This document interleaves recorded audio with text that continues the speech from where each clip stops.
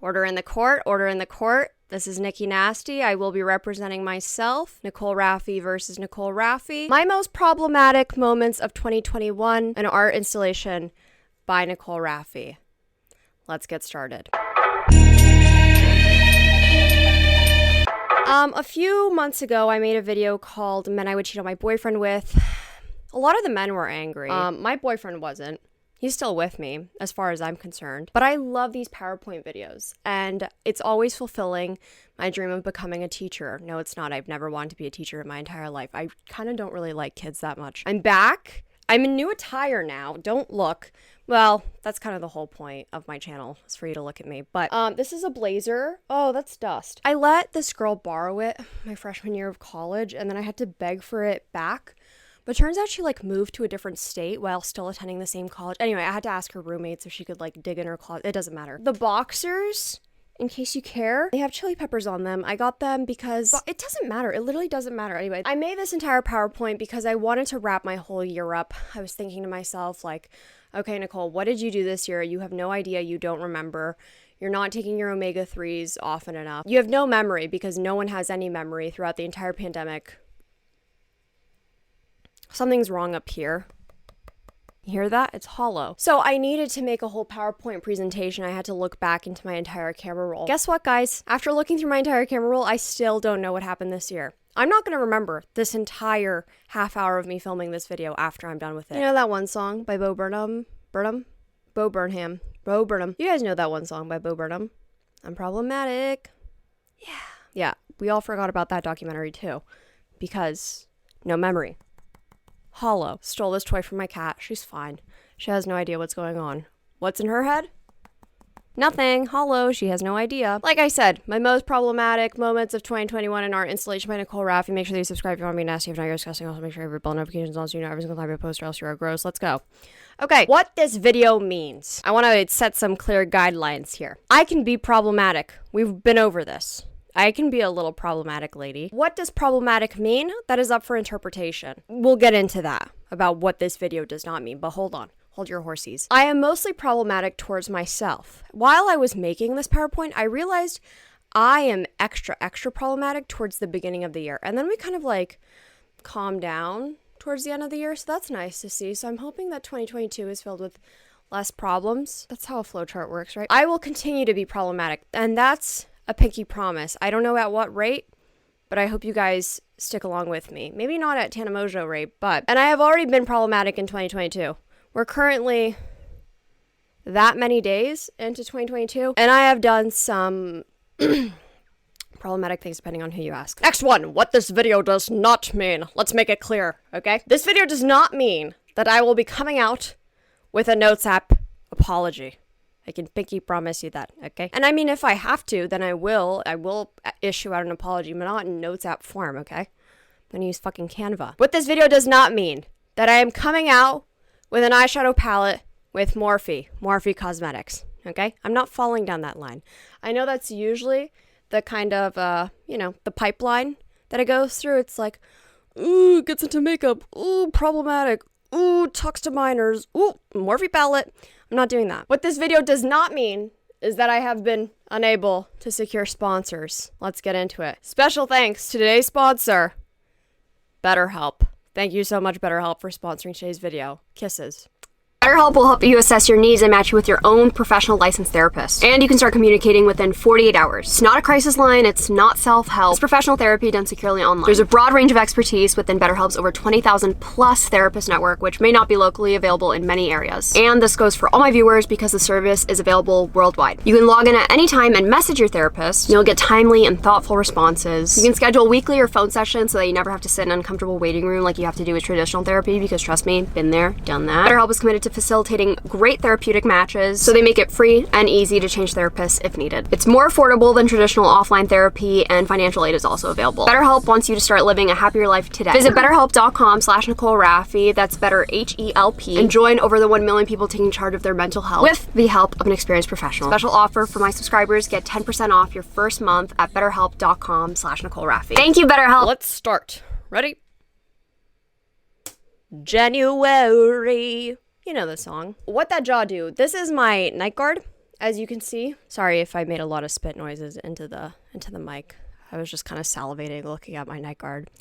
I don't know if you can see this. I'm going to pretend to be like a dentist. The other day I was at the dentist actually, and the dentist office completely changed. I've been going to the same dentist for like over 11 years, and it was just the weirdest experience of all time. I was actually really excited for the dentist because I really like the dentist, to be honest, because I feel like really good there because they all compliment me and they're like, oh my God, great teeth, even though like they all have cracks in them because whatever. And I was so disappointed to find out that I was getting a guy like my age sticking his fingers in my mouth. That is not what I want. I want a middle-aged woman's fingers in my mouth. Thank you very much. So that was a very disappointing experience. And I was so uncomfortable the whole time. Nobody asked me about how my day was going. Oh, what do you do in school? Oh, what's your career? No one asked me. It was just complete silence with this man's fingers in my mouth. Anyway, as you can see, this is an occlusion on the right molar. I don't know. I cracked my night guard at the very beginning of the year. Why? Stress. Bella, where the hell have you been, Loca? Okay, this entire slide makes no sense, but it's because this is the only photo that I have on this day in January. This is the day that I had to file a missing persons report. Hello? Oh, I think it's my cat. And I can't show any other photos from that day, so this is the only photo that I have saved from that day that I can show. Everything's fine now. No one's missing. Everything's okay now. You know how those things go. Anyway.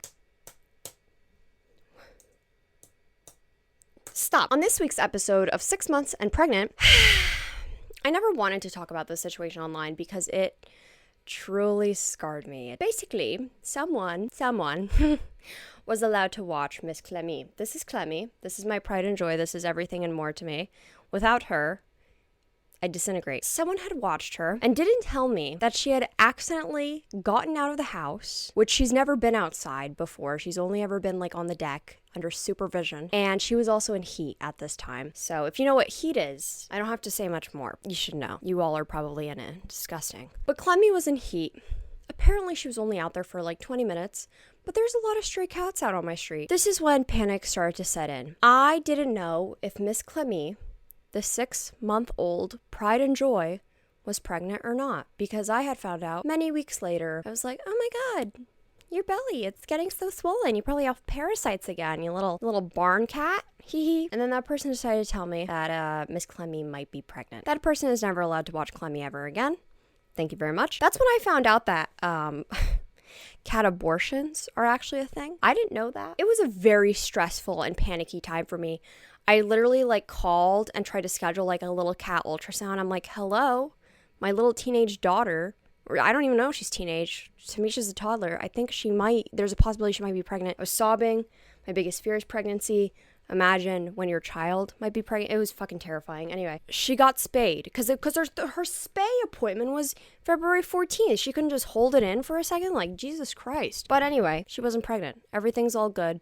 Kitty didn't have to get a kitty abortion. That was a really stressful time for a mother. Never to go and do that again. So anyway, watch how it takes care of your cats, guys. February. Oh, the start of my yassification era. That's me getting Botox. In case you didn't know, I made a whole video about it. This is my doctor. Shout out to him. He's so nice to me. This is the last time that I was touched by someone. That's a lie. I got touched at the dentist when they had their fingers in my mouth. He's very gentle with it and very so kind. So anyway, he watches my videos, so I can't say what your name is because then people are gonna stalk me. If you guys didn't know, I got Botox in my masseter muscles, not to be confused with your master muscles. I got Botox put into my jaw muscles because, as we all know from the previous slide, jaw is very strong. Also, we missed a whole slide. Yeah, this is when I found out that I have the worst personality in January. The INFP trait. Yeah, RIP to me. And shout out to all of you guys who have the worst personality trait ever. Yeah, that's me getting Botox in my jaw. It works great, honestly. And I haven't been, clenching my jaw. It's not that strong anymore. I will say, once you get a needle stuck in your face, okay? Once you get Botox and then you sit on TikTok all fucking day long because what else are you going to numb your brain with? You start to think to yourself like, oh my God, maybe I should get a lip filler. Like, maybe a lip filler wouldn't be so bad. Or like, oh my God, maybe I should get preventative Botox, whatever the fuck that is. I'm 22 years old and I'm sitting here being like, there's something wrong with me. I cannot age. I must look youthful forever. Oh my God, my lips probably should get a little bit bigger. Just what about half a syringe? Oh my God.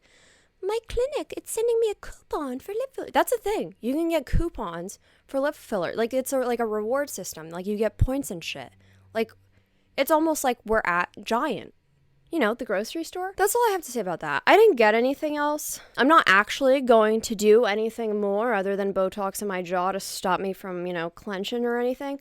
But I will tell you, it is dangerous once you get started. And I can fully understand how people get down the rabbit hole once they get a little dough in their pocket and then they get a needle in their face and they're like, we should do this every single week.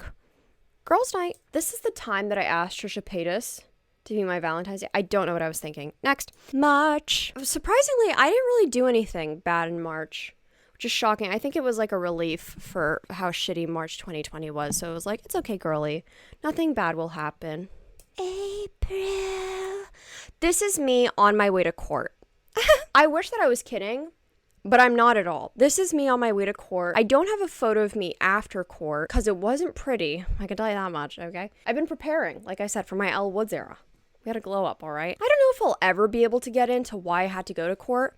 I'm not in trouble. I can tell you that much. But I did go shopping after this for protection. I bought security cameras. I own a bat.